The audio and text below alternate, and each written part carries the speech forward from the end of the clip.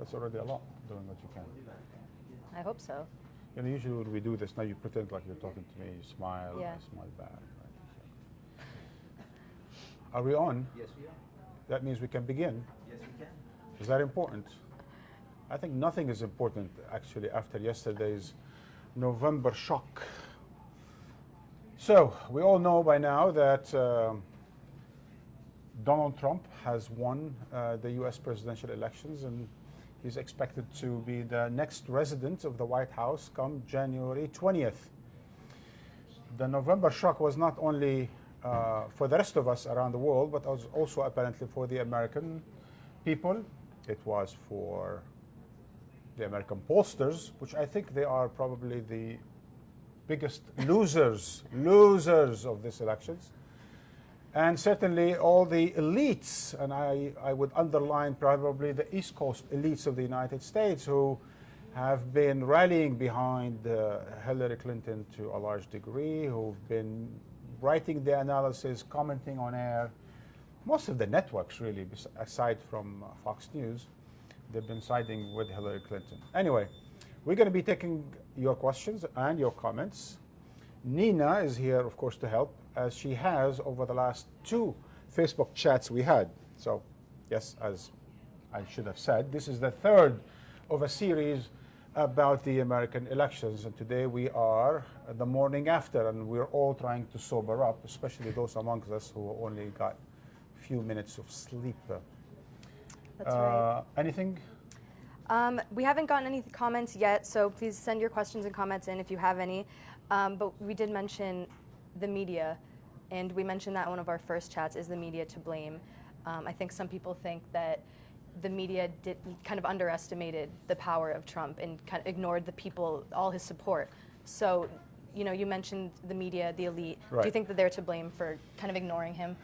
Actually, you know, this is probably one of the most free press in the world, the American press or the American media. And certainly, I have seen personally a few very interesting reports in some of the national media or the mainstream media. But generally speaking, it has become clear that those media stars who have occupied the studios of the main news networks, as well as the main newspaper newsrooms, have been not exactly in sync with the American people. I mean, you would expect there would be all these reporters out there in various parts of the country, and they will tell us how the rest of the country is feeling, or should I say how the rest of the country is hurting. But you know, it seems like we are in that Brexit moment, that British moment, where again, like in the United Kingdom, the media was almost complicit with the elites, and they just missed the chance to really see how the rest of the working class in England and the rest of the UK, and in this case, the rest of the working class of this country, out there away from the main population centers. So this was an important moment for the American media, and I think they definitely messed it up. So much so that arguably a lot of people might have not went out to vote, knowing that, for example, something like the New York Times has given Clinton 80% chance of winning the day of the elections. Of course, that swung back to something like 54% as soon as the votes were counted. But be that as it may, this was yet another missed moment for the American media. By the way, I'm getting all kinds of stuff here on my... Is it Twitter? Yeah, are you getting any of this there? No? Nothing on Facebook yet. Okay. So here we go. Here's some of the stuff that's coming out. I think people are curious about what you think Trump's foreign policy, now that it is a reality. What is that going to be? Look, it's very important to remind our followers, our viewers around the world, that we are talking about the American elections. Trump has won the day, and we want to talk about the consequences of all of that. We're taking your questions and comments, and of course, this very particular question is quite general, quite challenging. What will be America's foreign policy under Trump? Now, there are a few guidelines that we should all go by, regardless of who is the next president. One, campaigning is never like governing. So whatever Donald Trump said on the campaign is not necessarily or accurately what will be translated once he enters the White House. I think we'll see that much of his populism, much of his bombast will not necessarily translate into policy simply because the world is far more complicated than a town hall meeting in this or that American city. I'll give you a few examples. Will he really be able to build a wall without congressional approval and make the Mexicans pay for it? And can he make it beautiful? And will that stop murderers and drug dealers and rapists from coming into the country? Will that really make things better with Latin American countries who over the last 20 years proved to be quite formidable in uniting and into confronting the United States, so much so that they humbled the previous American president? Will Donald Trump be able to slap the Chinese with 35% tariffs and people still walk into Walmart and buy their groceries for a fraction of what it would cost if he would have slapped him with that kind of thing? Would America be able to withstand a global recession with much of the world that trades with America going into reverse? How will he deal now that he will start banning Muslims from coming to the United States? What if Muslim countries start banning Americans from going to them? Imagine now that Saudi Arabia bans Americans from entering Saudi Arabia. What's going to happen to all the oil companies? Imagine that Turkey will stop Americans from entering to Turkey. Imagine Indonesia, Malaysia, all these majority Muslim countries started banning Americans from entering their own countries. What will that mean to the movement of people? What would that mean to America's relations with 1.5 billion Muslims? So all of that to say that much of the promise, much of the bombast, much of the threats and the warnings that we've heard from Trump over the last few months will not necessarily translate into policy. Now, does that mean that he will give up on all of it? I'm not sure, but I think he probably will be an armchair president. He doesn't sound like someone who's going to get out there and resolve every problem, because he didn't even sound like he was in the mood to speak to any solution during the campaign. He will prove to be far less bombastic, far less disengaged as he said he was, simply because the world will not allow it. Samuel wants to know what his foreign policy will be specifically regarding North Korea.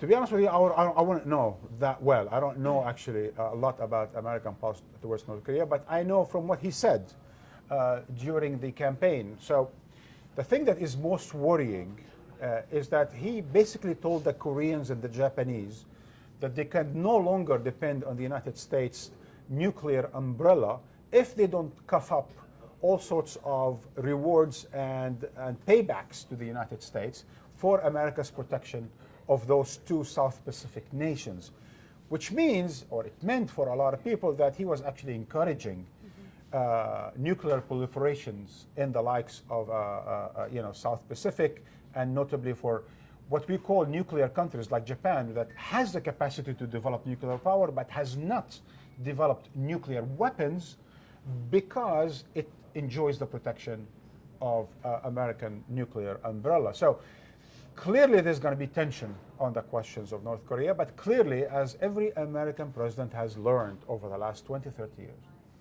that in order to deal with North Korea short of a major war that might involve Americans shooting few nuclear missiles on the western coast of the United States, short of that, the Americans are going to have to deal with the Chinese. Mm-hmm.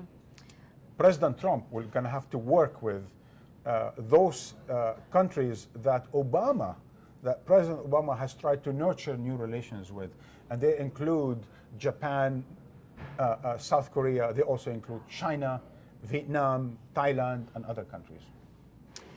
If I may, we are taking your questions and comments because we are talking in this third part of our series about the U.S. elections.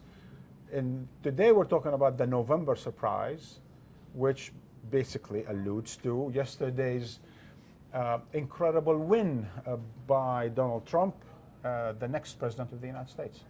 We have a viewer who wants to know what his win means for Black Americans in this country. Well, I'll tell you, yesterday I was sitting with one colleague, one African American, on the set here on Al Jazeera to speak about reconciliation after the election. And clearly, my colleague was not in any mood for reconciliation. He was just baffled by the results. Because for African Americans, I think for the rest of us who are watching the American elections, clearly the result shows, and I think the figures will underline why this is a result of white rage, even white counter-revolution, as we called it yesterday. That in the end of the day, there is a certain white nationalism, ethnic white nationalism emerging in this country. And of course, it's directed, amongst others, against the minorities, especially the black people, or what Trump called the black, right, in this country. So I think this is a shock to African Americans. I think this is a major setback for civil rights and all sorts of things that happened under Obama. Actually, I think African Americans are probably worried, like the rest of us, that President Trump will roll back much of what President Obama tried to do, not only for African Americans, but also for society in general. For example, he already threatened to scrap Obamacare, which does disproportionately help more African Americans than others, I would think. So in the end of the day, I think there is now fear that we are at a crossroad in America, and President Trump might undo the legacy of President Obama, and that will have major repercussions on African Americans. Once again, by the way, go ahead, you do that this time. Once again, we're taking your questions and comments. I'm on both Twitter and Facebook, so you can do both. That's kind you of. actually did that better than I did. I think next time you should be doing that. Okay. I could do that. Go ahead. Someone wants to know, you alluded to it a little bit already, but what is the biggest difference between, or what is going to be the biggest difference between a Trump presidency and Obama's presidency? I tell you what, it's going to be incredibly different. But let me turn the question around and actually talk about what might be similar. Especially in terms of foreign policy. People don't notice that, in fact, paradoxically speaking, Trump is an Obama legacy, both in good and bad. But in terms of some of those ideas that Obama put out there, for example, Obama can be looked at as the deporter-in-chief. I don't think any other president deported more illegal immigrants than President Obama did over the last 8 years. And that is, of course, something that Trump called for. Right. The idea of no more free riders, this was not a Trump concept. In fact, the concept of no more free riders was a concept invented by President Obama, notably after the Libyan adventure, when he referred to the Europeans as well as to the Saudis and others, claiming that Europeans and other countries cannot depend on American protection and American help and American trade without them paying back for some of it, or without them paying or trading fairly with the United States. I'll give you again another example that Trump talked about. It's expected, according to the NATO agreement, that those NATO members need to pay at least 2% of their budgets to 2% of their GDP to their defense budget, right? Some of those European countries have not been paid, and President Obama called them on it. President Trump, or candidate Trump, went further than that and said, if you don't pay, don't expect America to help you. So if the Russians, for example, will invade the Baltic countries, don't expect America to come in and help you, because we will not be affording our help, even our share in the alliance, unless everyone else in the alliance pays their dues. So there has been certain similarities, I would say, between Trump and Obama. Otherwise, I think the difference is huge. I mean, both presidents wanted to see America get engaged less in the world. That started with Obama. Obama did it because he came against the backdrop of a Bush presidency that basically got America involved in the most horrific ways in the world. Now, Obama pulled back, he downsized empire and so on and so forth, but the way Trump talks about it, not from a perspective of coexistence and reconciliation with the rest of the world, Trump talks about it from a perspective of narrow nationalism. I mean, for Obama and Clinton, it was America leading the global order. But for Trump, it was narrow nationalism, closing America in, building walls, severing relations, slapping countries with tariffs, and so on and so forth. So that's a whole different approach to the world than Obama's. True. And once again, we're taking comments and questions on Twitter and Facebook. The Twitter is Marwan's personal Twitter, I think, right? and Al Jazeera's, I would think. And Al Jazeera's Facebook. So we do have a question. We talked a little bit about what a Trump presidency would mean for Black Americans. People want to know what it means for Muslim Americans, Muslims in America. Oh boy, that's even more dramatic, right? I mean, the idea of reducing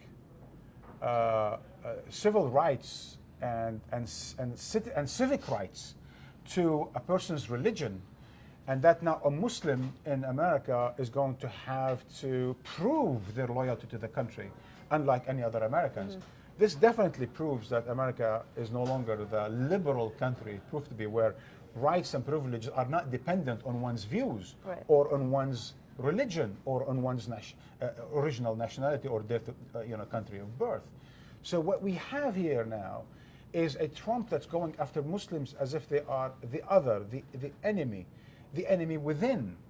Now, he spoke about banning Muslims from entering America, but of course the message was loud and clear in America against Muslim minority within the country. And there are a lot of them. 1% of America is Muslim, so that's more than 2 million people, almost 3 million people of Americans are of Muslim faith. So I think how America deals with its Muslim minority is going to be the test of American democracy. You were showing me something. Many American Muslims are scared. Right. Many American Muslims are scared, of course, as we said. I think they have lots to worry about, far more than African Americans, because, after all, America is also involved in a war in the Muslim wars, or different wars in the Muslim world, including a war against ISIL, a war against terror, or what Trump would like to call it, a war against Islamic fundamentalism. Once again, I'm checking Twitter right now. we're taking your questions, comments, whatever you have in your mind. We're discussing in the third part of our series on the US elections about the November surprise. What now that Donald Trump was elected president? This one's interesting. Sunil wants to know, will he turn out to be like Reagan as much as he idolizes Reagan? That's actually a very interesting question. I didn't think about that. Well, you know, when we think about Reagan, we think of him as a transformative president. Reagan basically brought back the very simple essence of what a Republican is, or what a Republican economic and foreign policy plan would be. And really, he had some very shorthand way of expressing it. For example, smaller government, less taxes on the rich, and so on and so forth.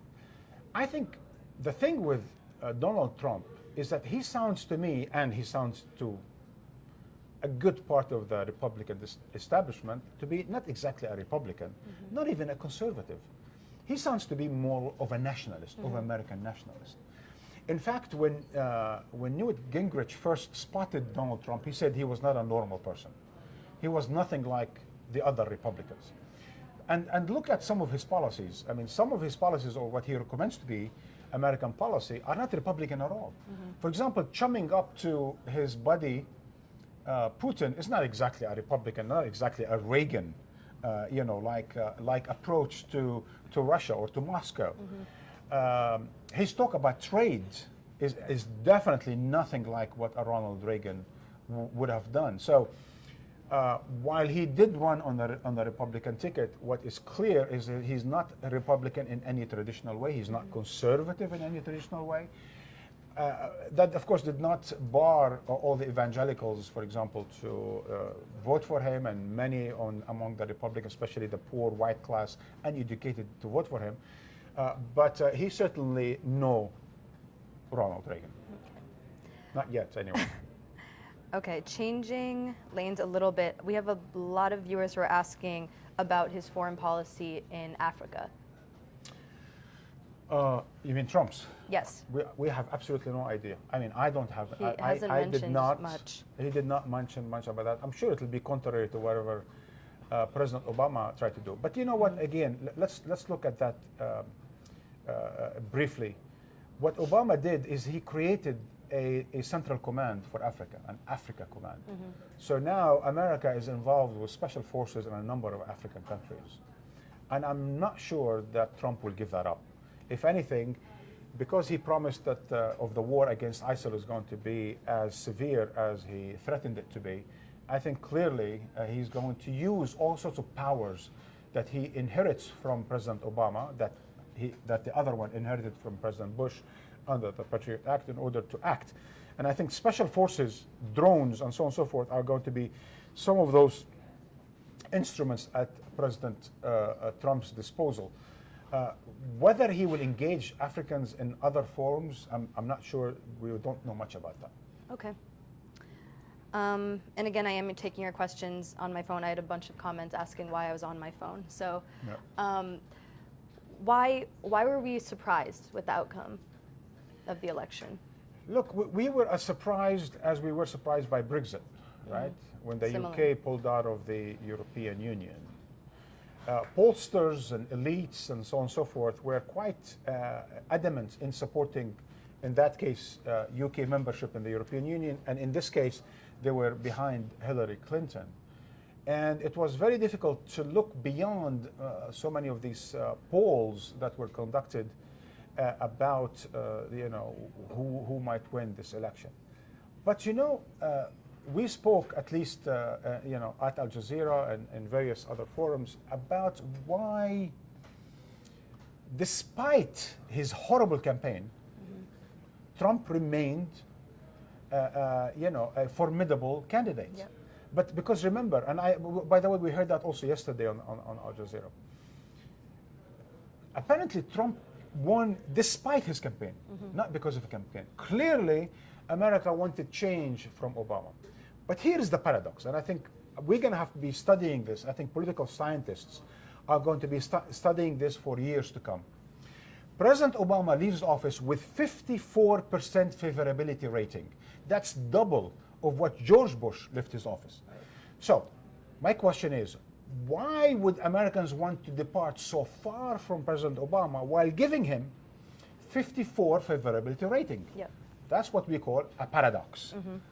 How could it be explained? One explanation, on my part, would be is that Americans appreciated Obama's presidency. However, they didn't like how they made them feel about themselves. Because Americans for decades felt like they were the heroes of the world, top of the world, the indispensable nation, right? The benevolent empire. They're the ones who did no wrong. But President Obama went around the world saying, okay, we did wrong here, we did wrong there, we did wrong the other place. Candidate Trump spoke with bombast, spoke about making America great again, spoke about America that makes no mistakes. He made Americans feel better about themselves, that they can do. Unlike under President Obama, it was more like, America, we cannot do a number of things. President Obama was pragmatic and realistic. Candidate Trump was far more bombastic. And I think President Trump made people feel better about themselves or about their potential, about their promise. It was something emotional. Something emotional, something sometimes you could say personal for a lot of Americans, especially white folks, as they would like to say here in America. Right. This is an interesting question. Do you think he'll apply everything that he promises, or was everything he said just a propaganda to get American votes? Do you think he's going to be as extreme as he has been? I think we can say yes and no. I love those answers. Yes and no. It's definitely not a Trump-like answer. It's yes, because I think we already know there's a certain character to Trump, that he is what he is. Now, it doesn't mean he doesn't back out. It doesn't mean he doesn't change his mind. He changed his mind already during the campaign itself. For example, He said he's going to be neutral in Israel-Palestine just a year ago, and by the end of the year, after he met Prime Minister Netanyahu, he said he is for Jerusalem, capital of Israel, and he dropped the whole idea of that two-state solution. So I think President Trump is going to be learning on the job. Yep. That is disturbing, by the way. I mean, when you're the President of the United States and you're learning on the job, that means you're going to be making a lot of mistakes, and a lot of people are going to be paying for it. Right. So that's a problem. But it means that not everything he's talked about, not everything he promised, not everything he warned about, he's going to be doing. Because as I said earlier, and let's all keep that in mind, that campaigning is nothing like governing. Right. Like speaking to a town hall meeting is nothing like speaking to the rest of the world. Like speaking down to, say, Muslim Americans is nothing like dealing with China. Right. It's nothing like dealing with 1.5 billion Muslims around the world. So I think sooner rather than later, President Trump is going to learn that the world is a different place than what he thinks. It's a challenging place. There are rising powers out there. And if America dares look them down, they are going to be responding with more of the same. Right. But in terms of, we had a comment that said the House and Senate are majority Republican now. The Supreme Court, we don't know what's going to happen if he's going to be here for the next 4 years, and he has the power to appoint a new Supreme Court justice, and then he's a Republican. Is that enough to, make some of the extreme things that he wants to do possible? Look, the coup that we witnessed yesterday, the November surprise that we witnessed yesterday, wasn't just about Donald Trump winning the White House. It was about the Republican majority in both houses of Congress. Right. So he will have like what no other president had in recent years. Yeah.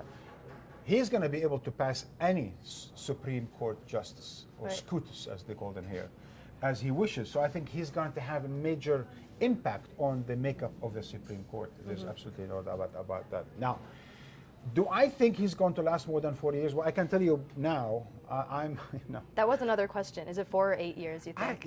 I mean, like 40 years, of course, is a lifetime, right? Right. I mean, yesterday, by the way, it was clear to all of us that somewhere between 7 o'clock and 10 o'clock at night, that was a lifetime. Right. So 4 hours were a lifetime. 40 years were definitely a lifetime. We don't know what's going to happen. But let me tell you my own convictions about this. Trump's answers to American problems are farcical, superficial, and indeed, at times, idiotic.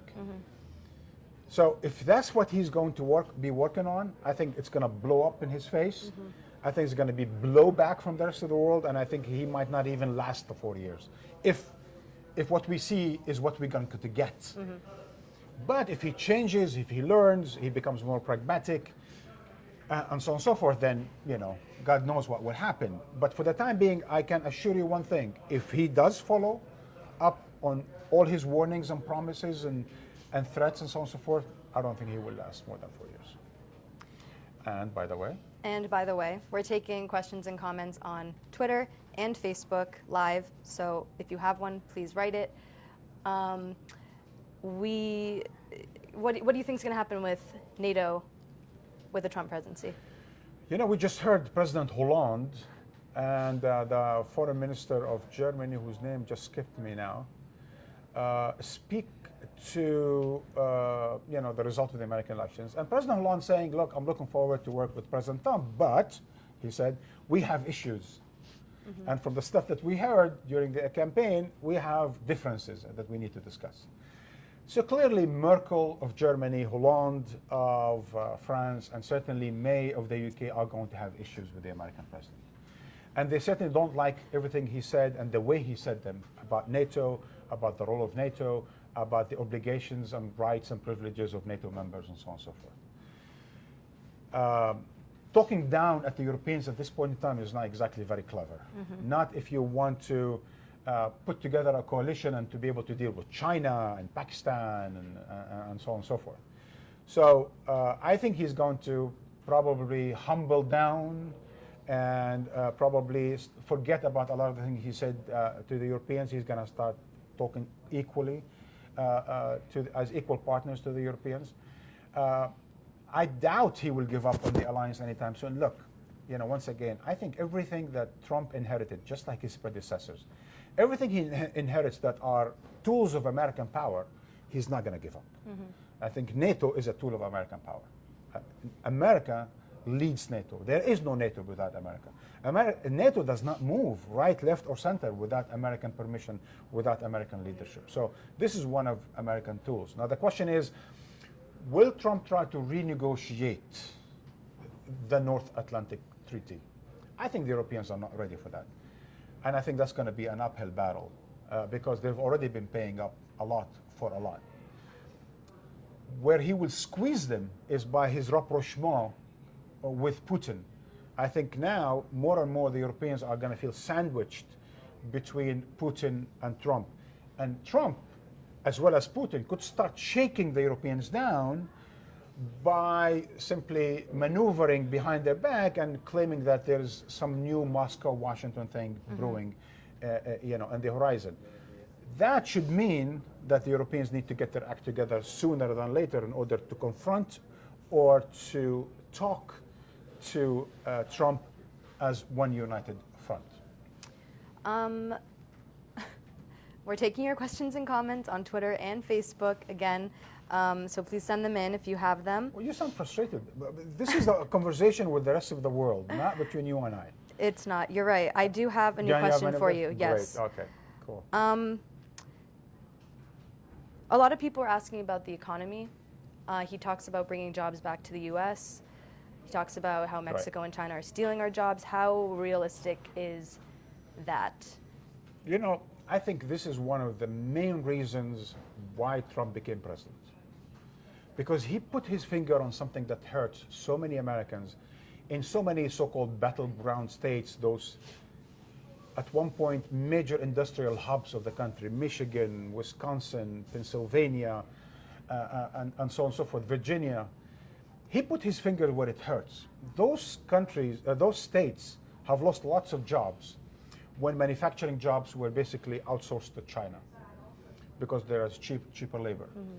But what is clear also that a lot of big Fortune 500 companies in America had benefited from globalization.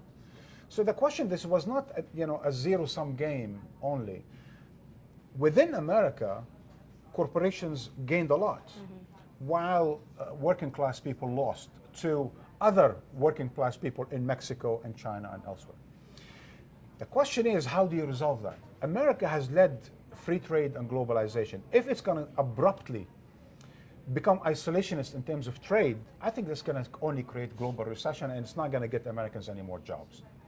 Because at the end of the day, you need to do two things at the same time. On the one hand, you need to make trade fairer, but on the other hand, you need to invest in your own infrastructure. Something, by the way, that Obama has failed to do. Obama, who when first he entered into the White House, he asked a number of historians, what do I do to those white, middle-class, working-class people in Illinois, where Obama came from? And one of the historians who was in conversation with Obama said 8 years later that clearly Obama had no clue and had no answer. Well, that's where Trump put his finger. He said, look, we have a problem. We used to be one great nation, whatever that means, but certainly we had industrial infrastructure, we had an economy, a prosperous one, and we had a good working class earning serious wages. Wages have declined in comparison to the rest of the economy, and jobs have been fleeing overseas, partly a responsibility of the American owned corporations. Now, again, to do that, you don't simply start slapping people around with tariffs, because that's not going to resolve it. You do create a more hospitable global environment for a fairer, more equitable trade, but at the same time, you try to invest in your own country. Trump promised to invest and to increase America's military budget. Where he should be promising is invest in American industrial and other infrastructure. Thank you. There's a question from Mariana that I've seen a lot on social media this morning too. So, by the way, this is going to be your last one, no? Okay, this is the last question. Do you think the people who voted independent may be responsible for Trump winning? Independent, by the way, is simply people who are not declared whether they're Democrats or Republican. I mean, at the end of the day, I think there's about 10%, and that's going to grow up and down by 3 or 4%. I think there are some polls, she might be referring to Florida, where it was like Yeah. 49 point something with 49 point something, and then the independent was like 2%. And they're Right. saying if that 2%, Right. you know, not gone to, I mean, just basically what we talk about is 45% Democrat, 45% Republicans, grosso modo, and there's 10% in the middle that tend to go this way or the other, depending on the mood of the country. But really, if this election tells us anything, it's not so much whether independents went this way or the other way, and they did. yeah. Again, because of the general mood in the country, and because, again, Trump put his finger on where it hurts. Right. And where it hurts, it doesn't hurt Republicans per se or Democrats per se. It hurts working class people. It hurts those who felt that they are at the receiving end of American power internally than those who are profiting from American power. Be that as it may, I think this election is going to tell us a lot about the need for a third party. Whether the independents or otherwise, whether now the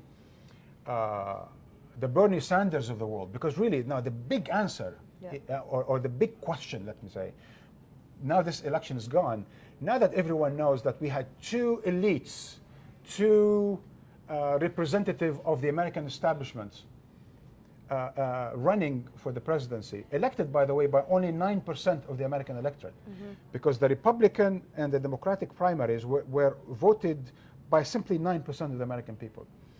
Now, someone like Bernie Sanders, who won 22 American states, and who seemed like a new American spring, if you will, really talking about poor people, talking about lower wages, talking about inequality, inequality, inequality.